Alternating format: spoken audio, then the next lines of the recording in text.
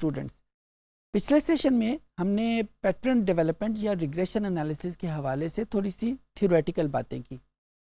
इस सेशन में हमारा फोकस होगा कि हम कंप्यूटर की मदद से, एक्सेल की मदद से हम डेटा एनालिटिक टूल्स कौन से यूज़ करेंगे उस पैटर्न की न्यूमेरिकल शेप सामने लाने में। तो आइए हम कंप्यूटर पे चलते हैं और देखते हैं कि हम कौन से टूल कैसे यूज़ करेंगे कि हमें उस पैटर्न की न्यूमेरिकल शेप हमारे सामने आ जाए। ये स्टूडेंट, ये हमारे पास वही डेटाबेस है जिसको हम यूज़ करते आए, कस्टमर डीबेस। और हम जो टेक्निक यूज़ करेंगे, जो फार्मूला यूज़ करेंगे, उसका नाम है डेटा एनालिटिक्स। ये डेटा एनालिटिक्स का आइकन हमारे पास कहाँ मौजूद है? यहाँ पे होल मेन्यू में हम डेटा को क्लिक करेंगे। डेटा को क्लिक करने के बाद ये डेटा एनालिसिस का आइकन यहाँ पे आपको डेवलप शुदा मिल जाएगा। ये कैसे डेवलप करते हैं ये हमने पिछले किसी सेशन में सीखा था। अगर इस वक्त आपके जहन में नहीं है तो I would refer to that particular session के जहाँ पे आप इसको सीख सकते हैं। तो इस वक्त मैं दोबारा आपको नहीं बताऊँगा। डेटा एनालिसिस को क्लिक किया और फिर हम इस पूरी एनालिसिस की रिपोजिटरी में जिस चीज़ को लोकेट करने की कोशिश करेंगे वो रिग्रेशन एनालिसिस है। ये रिग्रेशन एनालिसिस हमें यहाँ पे मिल गया। इसको हमने ओके का बटन प्रेस किया। अब ये हमसे कुछ चीज़ें रिक्वायर कर रहा है। Input Y range, input X range, ये प्योर एक्सेल की ज़ुबान में हमसे बातें कर रहा है।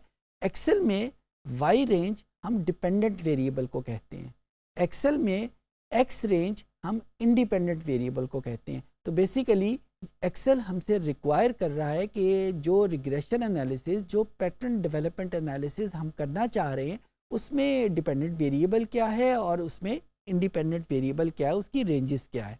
यहाँ पे मैं अपनी आसानी के लिए एग्जांपल के तौर के ऊपर ये देखना चाह रहा हूँ कि इनकम के ऊपर क्रेडिट कार्ड डेट का क्या असर होता है। यानी इनकम में जब हम कोई चेंज करते हैं, इनकम बढ़ जाए तो क्या लोगों का क्रेडिट कार्ड का यूजेज भी बढ़ जाता है या वो उसी तरह रहता है। यानी मैं ये देखना चाह रहा हूँ कि इनकम को चेंज करने से क्रेडिट कार्ड के ऊपर क्या फ़र्क पड़ेगा। तो हमारी जो डेफिनेशन हमने दी थी डिपेंडेंट वेरिएबल और इंडिपेंडेंट वेरिएबल की, यहाँ पे चेंज हम ऑब्ज़र्व करना चाह रहे हैं क्रेडिट कार्ड डेट में और चेंज हम कर रहे हैं इनकम में। तो यहाँ पे हम वाई रेंज जो कि डिपेंडेंट वेरिएबल को बता रहा है, ये क्रेडिट कार्ड डेट है। और अगर हम अपनी डेटाबेस में देखें तो क्रेडिट कार्ड डेट हमें एस कॉलम में मिल जाएगा।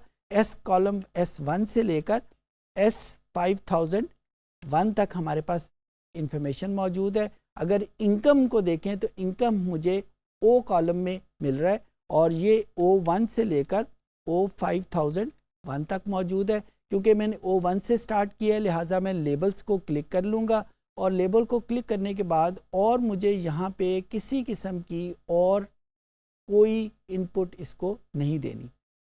हम करेंगे और इनपुट भी, लेकिन इस वक्त मैं सिंपल रिग्रेशन एनालिसिस करना चाह रहा हूँ, इस वजह से मैंने और किसी किस्म की कोई चेंज यहाँ पे नहीं की।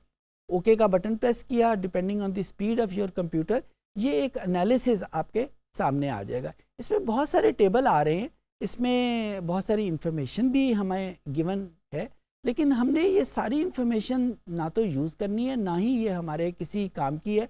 स्टैटिस्टिशियन के लिए शायद ये सारी इंफॉर्मेशन बहुत काम की हों, लेकिन हम क्योंकि इसको यूज़ कर रहे हैं पैटर्न डेवलपमेंट में, हम सिर्फ इसको यूज़ कर रहे हैं मार्केट के हवाले से, तो हमारे लिए ये सारी इंफॉर्मेशन इस्तेमाल के काबिल नहीं है। हम इस पर से चंद एक चीज़ें देखेंगे और फिर उसके बाद हम इसको आगे चलेंगे।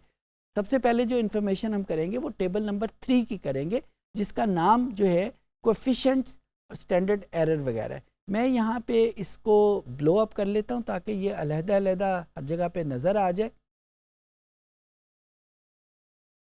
तो ये मेरे पास टेबल 3, इस यहाँ से मैं स्टार्ट करूँगा। इस टेबल 3 में मेरे पास 2 रोज़ मौजूद हैं। एक रो का नाम जो है वो इंटरसेप्ट के नाम पे है, एक रो का नाम जो है वो इनकम के नाम का है। इनकम हमारे पास इंडिपेंडेंट वेरिएबल था और यहीं से हम अपनी इंटरप्रिटेशन का आगाज़ करेंगे। ये जो सबसे पहली वैल्यू लिखी हुई है 0.041, ये वैल्यू हमें ये बताती है कि इनकम और क्रेडिट कार्ड डेट के दरमियान में रिलेशनशिप कितना है न्यूमेरिकल फॉर्म में। रिलेशनशिप वैसे तो पता है, अगर आम जिंदगी में देखें तो हमें हमारी ऑब्जर्वेशन है कि जो ही किसी बंदे की तनख्वाह बढ़ती है तो उसका क्रेडिट कार्ड का यूजेज भी बढ़ता जाता है, उसकी परचेज पावर ज़्यादा होती है तो वो ज़्यादा चीज़ें ख़रीदना शुरू कर देता है या कर देती है। लेकिन उसकी न्यूमेरिकल वैल्यू कितनी है, ये 0.04 हमें उसकी न्यूमेरिकल वैल्यू बता रहा है। अगर यहाँ पे ज़ीरो होता, and zero mean exactly zero, not even 0.0001, zero mean exactly zero, तो हम ये कहते हैं कि इनकम और क्रेडिट कार्ड डेट के दरमियान में कोई रिलेशनशिप नहीं है। अच्छा, कोई रिलेशनशिप का नहीं का मतलब क्या है कि इनकम चाहे जितनी मर्जी बढ़ जाए, क्रेडिट कार्ड का यूजेज उतना ही रहता है। अब यहाँ पे क्योंकि ये ज़ीरो नहीं है, लिहाजा हम ये कहेंगे कि इनकम के बढ़ने के साथ साथ क्रेडिट कार्ड का यूजेज चेंज होता है। पहले नंबर पे हमने इंटरप्रेट ये करना है। दूसरे नंबर पे हमने ये देखना है कि ये जो यूजेज है क्या ये पॉजिटिव पैटर्न है, क्या ये नेगेटिव पैटर्न है। पॉजिटिव पैटर्न हमने कहा था कि इंडिपेंडेंट वेरिएबल की वैल्यू में बढ़ाएं, इजाफा करें तो डिपेंडेंट वेरिएबल की वैल्यू में भी इजाफा हो जाए। इस वैल्यू 0.04 का साइन वो पॉजिटिव है, तो इसका साइन हमें ये बताएगा कि क्या ये रिग्रेशन या पैटर्न पॉजिटिव है, क्या ये रिग्रेशन या पैटर्न नेगेटिव है। तो इसका साइन बेसिकली हमें ये बता रहा है कि इसका नेचर क्या है, पॉजिटिव है या नेगेटिव है। यहाँ पे इसका साइन पॉजिटिव है तो इसका मतलब क्या हुआ कि हम इंडिपेंडेंट वेरिएबल में जब वैल्यू बढ़ाएंगे तो डिपेंडेंट वेरिएबल भी बढ़ जाएगा। यहाँ पे इंडिपेंडेंट वेरिएबल इनकम है तो हम ये कहेंगे कि जो जो इनकम बढ़ेगी तो क्रेडिट का डेट जो है वो बढ़ता जाएगा। तो ये पॉजिटिव रिग्रेशन हुआ, पॉजिटिव पैटर्न हुआ या पॉजिटिव रिलेशन हुआ। अच्छा, तीसरे नंबर के ऊपर हम इसमें से क्या चीज़ देखेंगे कि कितनी वैल्यू में इजाफा हो, इनकम में कितना इजाफा हो तो डिपेंडेंट वेरिएबल में कितना इजाफा होगा। यानी न्यूमेरिकल से हमें ये भी पता चल रहा है कि इनकम में हम कितना इजाफा करेंगे तो क्रेडिट कार्ड में कितना इजाफा होगा उसके यूजेज पे। 0.04 हमें ये बता रहा है, ये एक मुश्किल सी लाइन में आपके सामने बोलने लगा हूँ, इसको ज़रा ध्यान से सुनिएगा कि अगर इनकम में 1 यूनिट का इजाफा हो, यूनिट का मतलब कि इनकम जिस भी यूनिट में मैयर की गई है, इस पर्टिकुलर डेटा सेट में इनकम 1000 में मैयर की गई है, तो मैं ये कहूँगा कि इनकम में अगर 1000 रुपीज़ का इजाफा हो तो क्रेडिट कार्ड के यूजेज में 0.04 यूनिट का इजाफा हो जाएगा। इजाफा मैंने क्यों बोला, क्योंकि ये पॉजिटिव है, एक वेरिएबल में इजाफा होगा तो दूसरे में भी इजाफा होगा।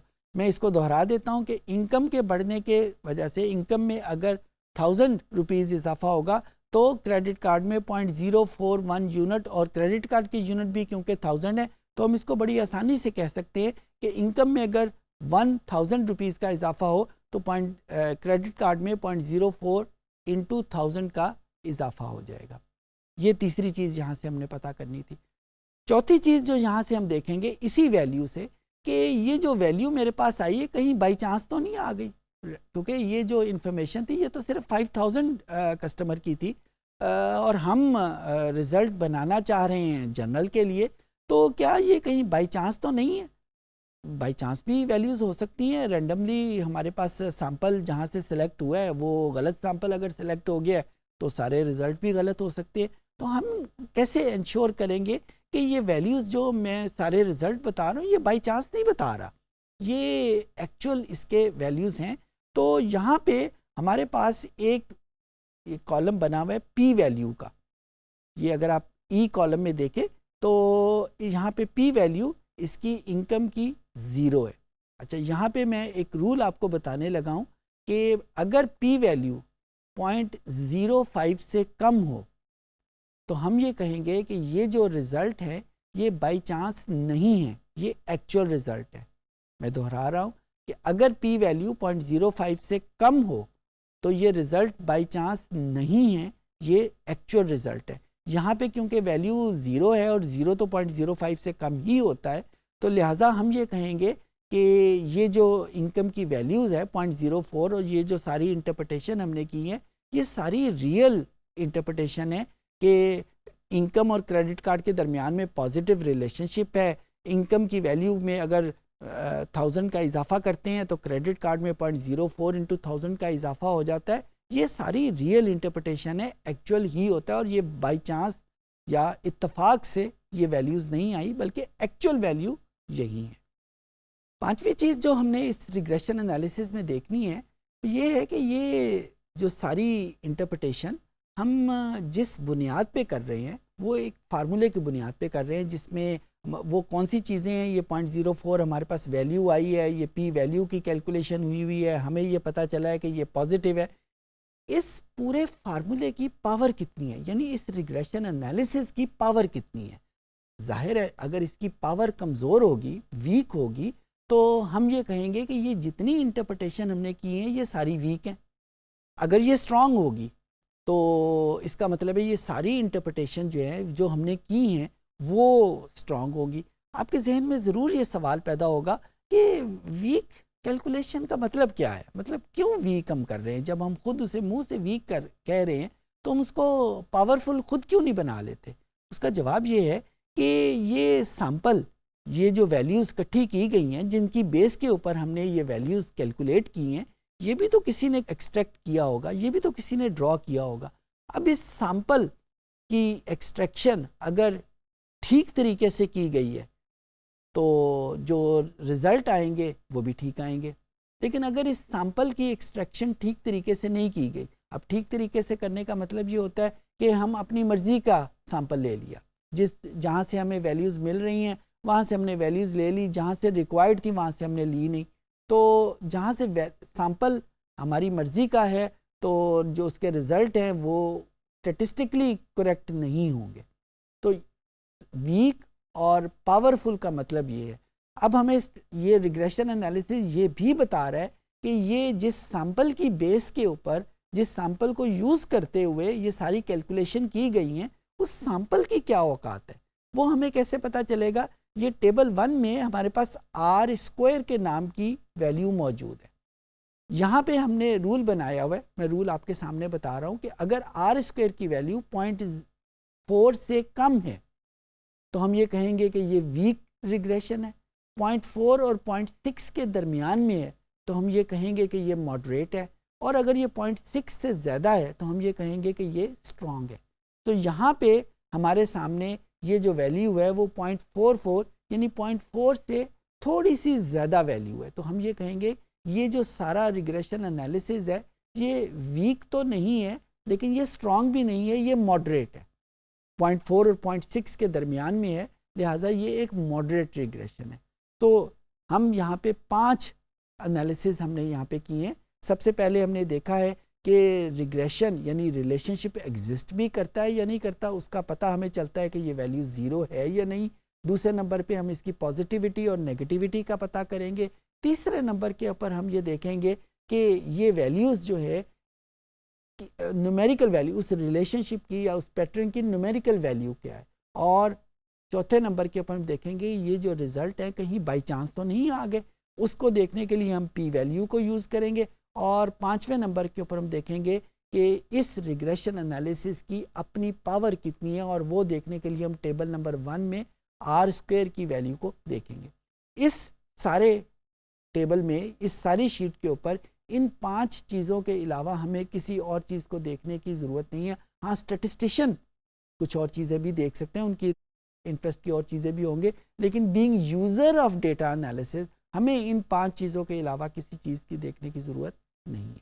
उम्मीद है कि चीज़ें आपको समझ आ गई होंगी।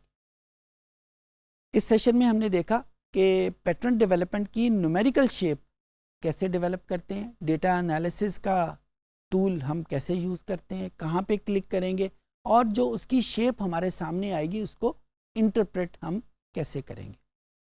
उम्मीद है कि चीज़ें आपको समझ आ गई होंगी।